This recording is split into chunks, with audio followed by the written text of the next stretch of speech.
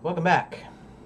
Okay, so I'm not sure if I'm done with the to-do list. I might be, but let's take a look here. So now, create all characters, animate said characters, create some puzzles for the player to do, and I don't really have anything that I can break it down to.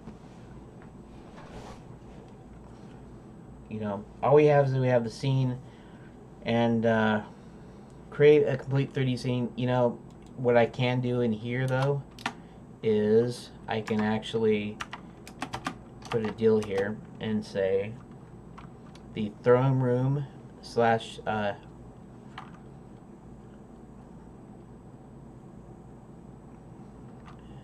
the throne room slash boardroom. I wonder if I can do boardroom as a single. Throne room slash boardroom, because the board meets there. Um, I could actually put some objects in there. I didn't think about that. In fact, we can do a deal here too. The little letters too. So tab, right? A throne.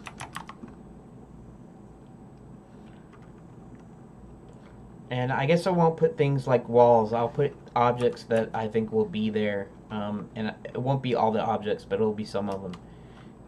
B, um, the, actually I need that. The throne.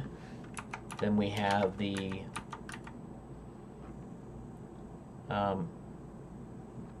what do you call it? Meeting table? Board table? Meeting table.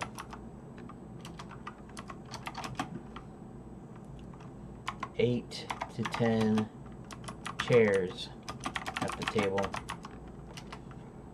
I don't know if I should go as deep into what the stone on the walls, whether it's going to have windows, stained glass window, or if it's just going to have slits, or what's it going to have in it. Is it going to have a red carpet? It'll probably have a red carpet from the throne all the way down. In fact, what it'll be is the table will actually be scooted up to the. Let's do it this way, because it makes sense.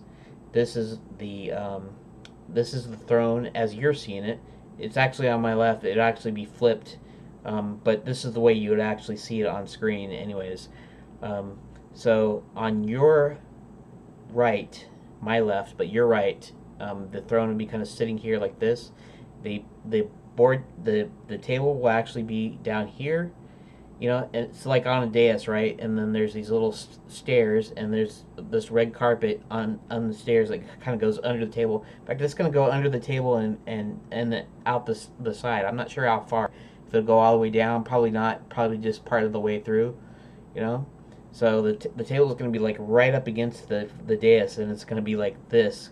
Because the king still sits. He's still the king of the Enchanted Lands, right? The kingdom. But he sits there at the head of the board where he's supposed to be, and then of course you have your regular meeting table with chairs and people sitting in them or not sitting in them or whatever. In fact, I haven't actually put that down here. I'm not sure if I should go crazy like that and add those extra the animations. I said walking animations, but they might be sitting. Or maybe they are walking. I'm not sure. Why don't I just kind of add a little bit here? Let's just say add a few sitting animations.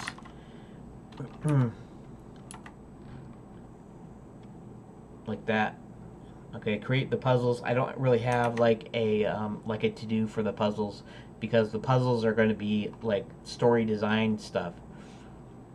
And now the objects and stuff, you might have a to do for that, but I'll have to figure it out. I'll figure out what they're going to do, because basically the meeting is just mostly going to be halfway coming in, getting fired, literally getting ejected.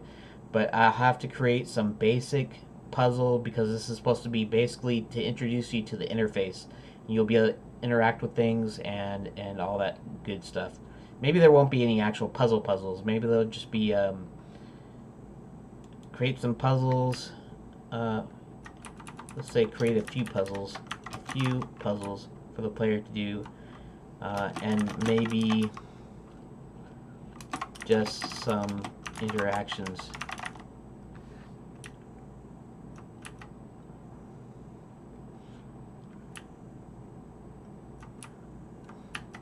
Create a few puzzles, maybe just some interactivity for the player, like that. Design the user interface, and I'm not sure if I should put this on a to-do thing here. This is what I'm going to do, but create a pie menu with all of the options such as look, talk, etc.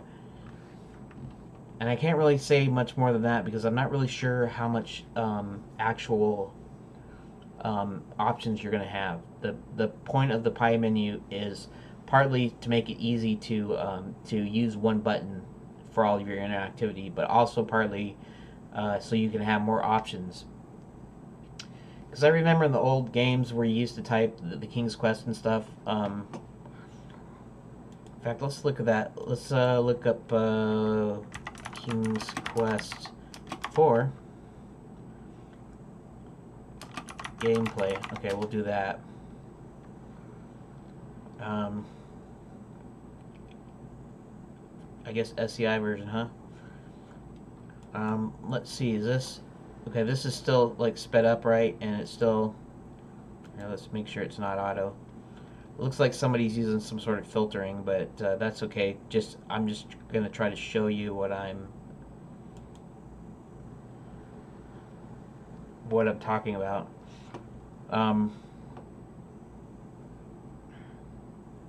Let's see.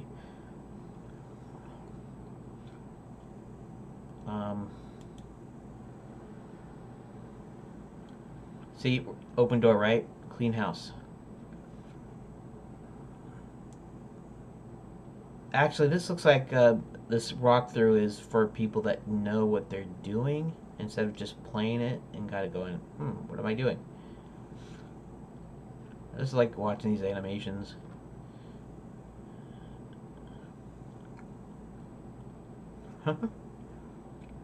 Dwarves are approaching.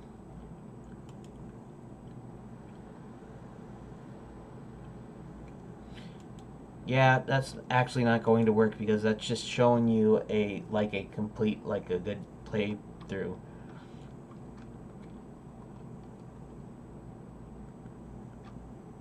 Perils of Rosella. Long play. This is 2 hours and 30 minutes, so now it's still going to be like in 2-speed, 360p. The only bad part about that is, look, it looks like it's cut off at the bottom. I wonder if that's just the way that it was on the actual original monitor and stuff. Anyways, let's see something here.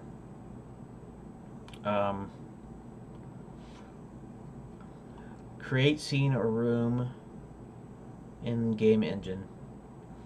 And I won't have it to do for that for a while yet because I have to implement everything, and I probably don't need it to do specifically for that because I'll have the puzzles, I'll have the story, I'll have like their dialogues and their animations and all that stuff, all the objects and whatever, and then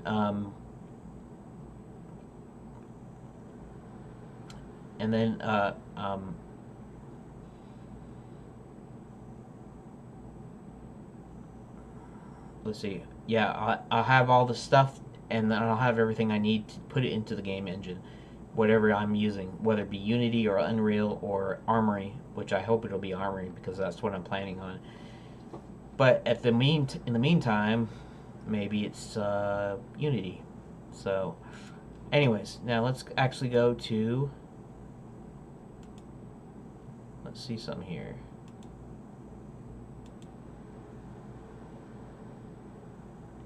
Here. Yeah, okay, that was actually a good example, right? Give pouch to here. let's actually back that up again. Let us play back in halftime, and there's a reason I'm doing this. In fact, it's almost about time for that's about how slow it would be on some slow systems, actually, probably. Here, let's actually speed it up to 0.75. That way it's still slow, but it's not too slow. Open door.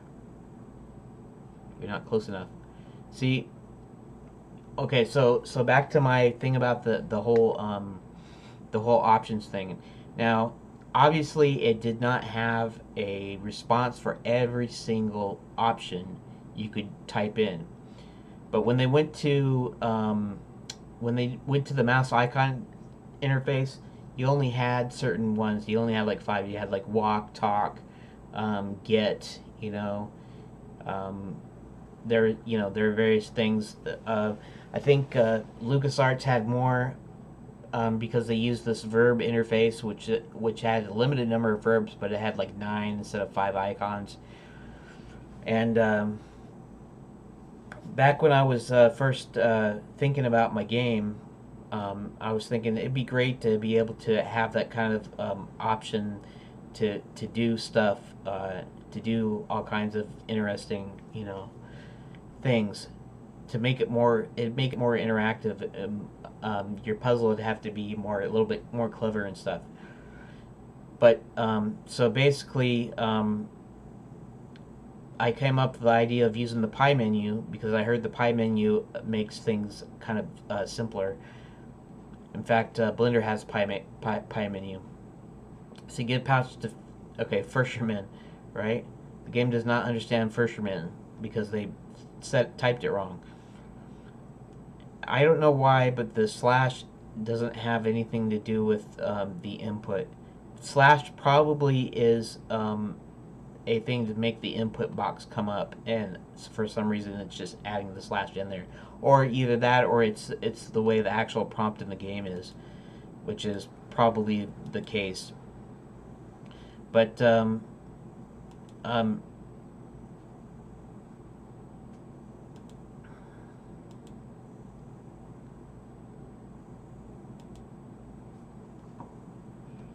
here, let's do